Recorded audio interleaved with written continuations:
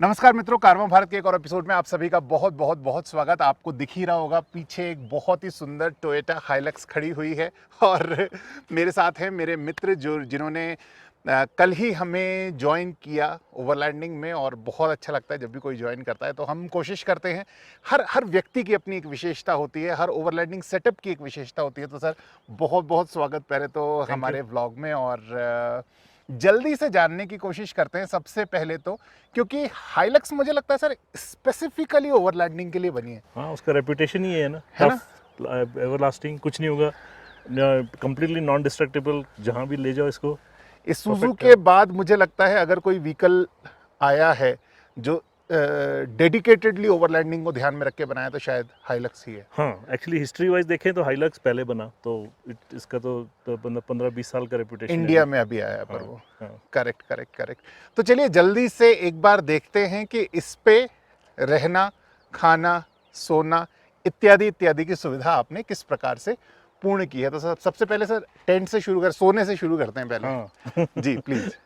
तो ये अपना टेंट तो नोमैड एडवेंचर ओवरलैंड, जो हमारे दोस्त बन गए अभी हमारे साथ ओवरलैंडिंग पे भी आ रहे हैं, सुलक्ष उनका है। This is about 1 year old now. और एकदम बारिश में, मौसम, सर्दियों में, गर्मियों में, सब में यूज़ कर लिया इसको। It's proven it's worth. क्या बात है। तो कैसा है सर? वैसे तो हम दिखा चुके हैं, पर आपकी गाड़ी में किस प्रकार का सेटअप है एक तो बार। ये तो 2% टेंट रहा इसमें। करेक्ट। जैसे आपने दिखाया होगा पहले भी इस टेंट के बारे में, तो इसमें आराम से 2 सो सकते हैं यहाँ पे। जी जी जी। वेंटिलेशन वगैरह के लिए वेंट्स हैं यहाँ पे, और बिल्कुल बिल्कुल। नीचे इन्होंने अच्छा फोम भी डाल के दिया हुआ है। तो करेक्ट। ये बेडिंग बन गया, और बस इसमें आराम से ठहर जाते हैं हम। तो 2 लोगों के लिए सर हाँ, कंफर्ट दो रहता है? तीन तीन भी आ जाएंगे इसमें, पर 2, हाँ, कंफर्टेबली 2 रह सकते हैं आराम से, नो 2 लोग प्रॉब्लम एट ऑल। कंफर्टेबली रह हाँ। सकते हैं। जब आप अपनी व्हीकल को ड्राइव करते हैं, कभी आपको ऐसा लगा कि इस टेंट के कारण आपको कहीं ड्राइविंग में कोई दिक्कत आ रही है? मैंने डिज़ाइन ऐसे मैंने किया कि ये जो टेंट का जो फोल्डेड हाइट है ना, जी। ये बिल्कुल हमारे रूफ लाइन के साथ साथ है। तो ओके उसलिए ओके। मैंने जानबूझ के इसलिए किया क्योंकि ना विंड नॉइस आए, ना हमारे कोई रेगुलेशंस का उल्लंघन हो। उसी कारण मैंने उसको एकदम उसके बेड के ऊपर ही बैठाया है। एग्जैक्टली। Correct correct correct. मतलब ज्यादातर गाड़ियों में इसको रूफ के ऊपर बिठाना पड़ता है, जिससे कि एक कैरियर की हाँ, तरीके का वो हाँ, शेप ले वो भी लेता है। अच्छा है, वो भी that's also perfectly fine. But मैंने जानबूझ के इसलिए, क्योंकि जब हम जाते हैं ओवरलैंडिंग तो उसमें थोड़ा विंड रेजिस्टेंस, विंड नॉइस वगैरह ना आए, इसलिए मैंने उसको एकदम एग्जैक्टली सेम हाइट पे बिठा दिया। Great great great. और सर आपको पर्याप्त समय हो चुका है ओवरलैंडिंग करते करते, तो वो कौन सी छोटी छोटी चीज़ें हैं जिनको over a period of time आपने इकट्ठा किया अपने अपने कैंपिंग इक्विपमेंट्स के तौर पे? हाँ, वो तो मतलब ऐसे ही, वो तो ऐसे जैसे है ना कि हॉबी जैसा हो गया है कि अभी सब सामान इकट्ठे करते जाओ। सही बात। राइट फ्रॉम कुकिंग इक्विपमेंट हुआ, फिर कटिंग हुआ, करेक्ट। फिर बाद में सोलर यूनिट हुए, how to manage power, how to manage water. So for example यहाँ पे करेक्ट मैंने सैंड ट्रैक्स लगा दिए ताकि कहीं फंस जाए तो इसको इमरजेंसी के लिए इसको यूज़ कर पाएँ। करेक्ट उस तरफ एक्स्ट्रा डीजल लगा हुआ है, डीजल टैंक्स लगे हुए हैं उस तरफ। करेक्ट। तो एक और एक करके शुरू करते हैं सर। सबसे पहले अपन आते हैं सोलर पे, सोलर से शुरू करते हैं और उसके बाद एक एक करके आगे बढ़ते हैं। तो एक तो चीज़ मैंने लगाया कि पावर के लिए मैंने सोलर पैनल लगा दिया। ये 100 वाट सोलर पैनल है जो अब मेरे 50 बैटरी को चार्ज करता है। ये हमारे लिए तो ठीक है, लैपटॉप और बाकी जो फ़ोन वगैरह चल जाते हैं। करेक्ट। पर अभी ये मेरा वर्जन 1 था। Version okay. 1, वर्जन 2 में जो आएगा वो है 200 का बड़ा बैटरी, और बड़े बड़े सोलर पैनल जो रूफ पे लग जाएंगे, और इसका पूरा बैटरी मैनेजमेंट सिस्टम आ जाएगा जिसमें इन्वर्टर भी होगा, और गाड़ी से चार्ज करता होगा, सोलर से चार्ज करेगा, और मेन से भी चार्ज करेगा अगर मेन्स अवेलेबल हैं तो। करेक्ट वो करेक्ट कॉम्प्रिहेंसिव पावर अभी बना नहीं क्योंकि अभी नया है। पर ये अभी के लिए तो ये वर्जन 1 चल रहा है। करेक्ट। तो सर ये कितना पावर बैकअप लगभग आपको प्रोवाइड करता है? ये 50 माने हो गया, देखिए आपको एक laptop, 2-3 cell phone, camera, drone, वो सब चार्ज करने के लिए एडिक्वेट है, और लाइटिंग के लिए मतलब एक रात चल जाएगा। और ये, जी जी बोलिए प्लीज। बोलिए, सॉरी। ये जो आपका सोलर पैनल है, ये कौन सा मॉड्यूल है, कितने का लगभग आपको पड़ा और क्या आउटपुट दे देता है? ये सोलर पैनल जो है, ये 100 वाट सोलर पैनल्स हैं। ये करीब 23,000 का पड़ा मुझे, और वो चार्ज करता है हमारे 50 इसको कह सकते हैं, जैसे अभी वॉट्स में बताया तो इट्स अबाउट 550 वाट्स। इतना आपको पावर मिल जाएगा इसमें। ये इसको चार्ज करने के लिए अबाउट 7-8 आवर्स में ये चार्ज कर लेता है। और ये बैटरी हमको पड़ा अराउंड 30,000 के करीब। Okay okay okay. तो मतलब अच्छी इलेक्ट्रिसिटी है, तो पावर का तो उतना इशू अभी अगर लैपटॉप और मोबाइल की बात करें तो नहीं आता है।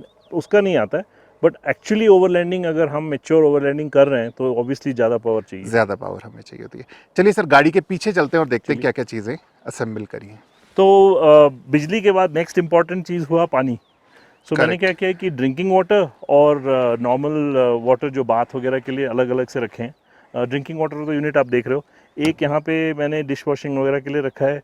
ये आयरन मैन का है जेरी कैन, ओके इसमें 20 लीटर्स आ जाएंगे।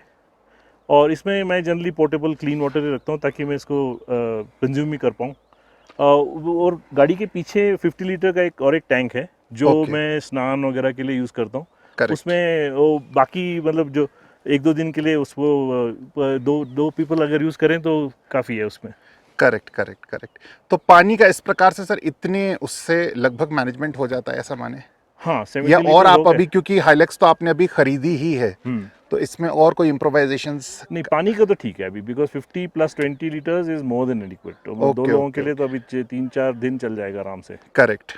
तो पानी तो हो गया। इसके अलावा देखिए बाकी तो डे टू डे जो चाहिए होगा हमें सारा कुछ हमने लगा दिया इस ड्रॉअर सिस्टम में। यहाँ पे ये ड्रॉअर सिस्टम अगर हम खींचें तो will see all my gear. तो फॉर एग्जांपल इमरजेंसी के लिए compressor, awning, recovery gear, petrol filling के लिए वो फनल, डीजल फिलिंग के लिए फनल, अपना हीटर। तो अगर कोई गाड़ी बंद हो जाए, बैटरी डाउन हो जाए तो उसको लगाने के लिए लीड्स, बस सब कुछ पैक कर दिया अंदर। Jumper cables. और जंपर केबल्स, हाँ।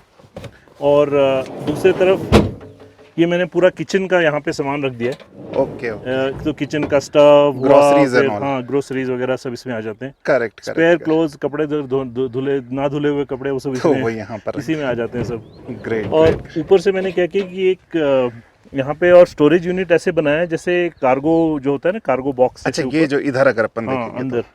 तो इस कार्गो बॉक्स के अंदर मैं रखा हुआ है अपने जो किचन टेबल, किचन यूटिलिटीज़ वगैरह उसके अंदर चले जाते हैं, बकेट्स Correct. वगैरह सब उसके अंदर।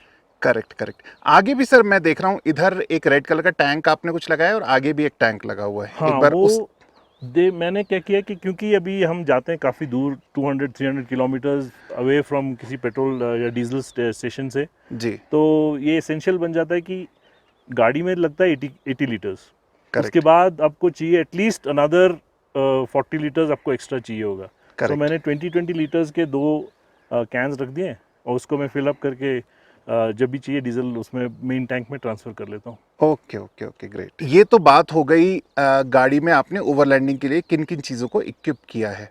पर जब आपने हाइलक्स ली एज अ रॉ व्हीकल, तो उसके बाद क्या क्या बेसिक मॉडिफिकेशन ओवरलैंडिंग के हिसाब से करवाए? तो हाँ, गुड क्वेश्चन। क्योंकि मैं इससे पहले ईसुज़ू यूज़ करता था तो उसमें भी यही सेम रूल्स लगेंगे, पर हाइलक्स स्पेसिफिक मैंने क्या क्या कराया कि पहले तो मैंने स्टॉक टायर्स बदलवा दिए। ओके ये लगाए BFG के ऑल टेरेन टायर्स ताकि हम हाईवे पे भी ठीक से चला सकें। और Correct. जब रफ रोड्स आए, जैसे अभी इतना पथरीला जो आपने रास्ता देखा सिलसिला वगैरह का, जी वहाँ पे भी आराम से ये आगे बढ़ सके। बिल्कुल सर। और वैसे यहाँ पर मैं आपको क्षमा करें, इंटरप्ट कर रहा हूँ। इसके जो रूटीन टायर्स आए थे और BF गोदरेज, इन हाँ, दोनों में आपको क्या फ़र्क लगता है?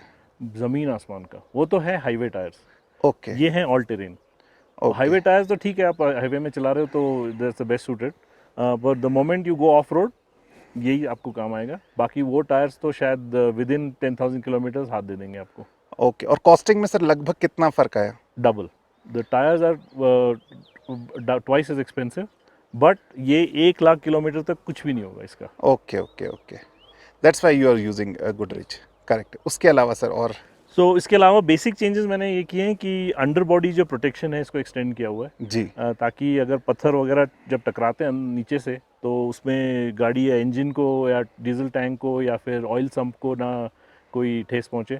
तो मैंने वो अंडर बॉडी प्रोटेक्शन करवाया है। बाकी तो ऐसी मैंने एक्सटर्नल प्रोटेक्शन PPF कोटिंग कराया ताकि स्क्रैचेस वगैरह लगें तो बाद में उसको निकाल के रिप्लेस भी कर सकें। और एक मेन थिंग है कि मैंने ये जो इसका बेड है इसके ऊपर मैंने रैक कस्टम ये टेंट के लिए बनवाया ताकि ओके। वो उसके ऊपर टाइट बैठ सके और एकदम ऐसे रैक जैसा यूनिट है ना वो बन सके। बिल्कुल बिल्कुल बिल्कुल। बाकी तो एकदम स्टॉक है व्हीकल, इंजन पे नो मॉडिफिकेशन, करेक्ट। कुछ भी नहीं कराया। Great great great. सर इससे पहले आपने बताया कि आपके पास इसूजू थी, तो इसूजू को बदलने का क्या कारण रहा, एक चीज़, और आपने इसूजू पे पर्याप्त ओवरलैंडिंग करी, मैं आपको बहुत समय से जानता हूँ, तो इसूजू और हाइलक्स इन दोनों में क्या फ़र्क आपको लगा? इसूजू बहुत कैपेबल व्हीकल है, ऐसा नहीं कि इसूजू एडिक्वेट नहीं था, बहुत अच्छा व्हीकल है। बिल्कुल।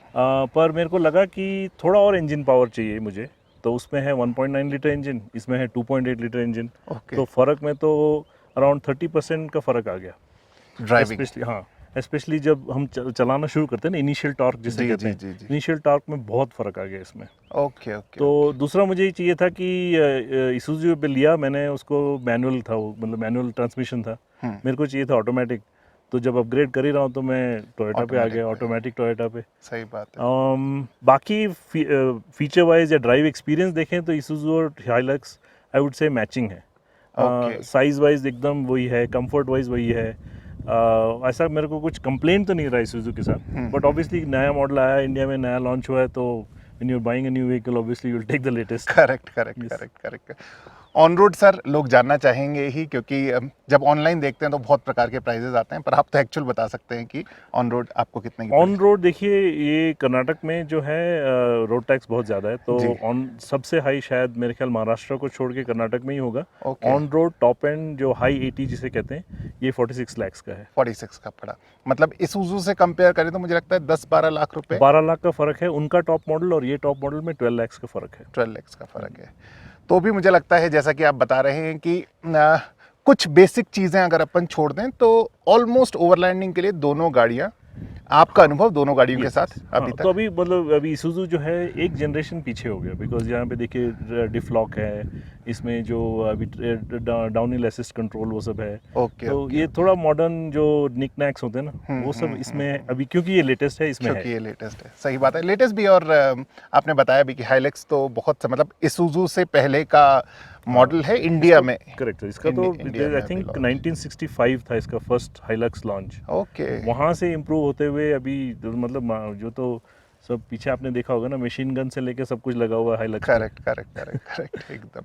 तो चलिए सर, बहुत अच्छा लगा आपसे बातचीत करी, आपने अपनी बहुत सारी बातें साझा करी, और मुझे लगता है हाइलक्स के अभी क्योंकि बहुत अधिक रिव्यूज़ नहीं आए हैं, तो लोगों को जानने में, समझने में, निर्णय लेने में थोड़ी सी आसानी होगी कि हमें अगर हाइलक्स पे जाना है तो क्यों जाना है, और क्या इसूजू से, क्योंकि इसूजू हाइलक्स मुझे लगता है दो ही अभी एक सेगमेंट की व्हीकल्स हैं जो Correct. ओवरलैंडिंग के लिए अभी भारत में उपलब्ध हैं। Correct. So thank you so very much, Thank आपने you. हमारे दर्शकों के साथ इतनी Thank you. महत्वपूर्ण जानकारी साझा Most करी, welcome, और most welcome, मिलते रहेंगे सर, बिल्कुल। Always a big fan, always a big fan of yours. Thank you so much sir for the kind motivation and inspiration. Thank you. तो चलिए मित्रों, आप सबसे भी जुड़े रहेंगे, आप अपना ख्याल रखिएगा, स्वस्थ रहिएगा, खुश रहिएगा, और बहुत सारे जितने भी हमें अनुभव मिलते हैं, हम जो अन्य अन्य लोगों से सीखते हैं, हम कोशिश करते हैं कि आपके साथ उन सभी अनुभवों को साझा किया जाए। तो अपना ख्याल रखिएगा, जल्द आपसे मुलाकात होगी। नमस्कार।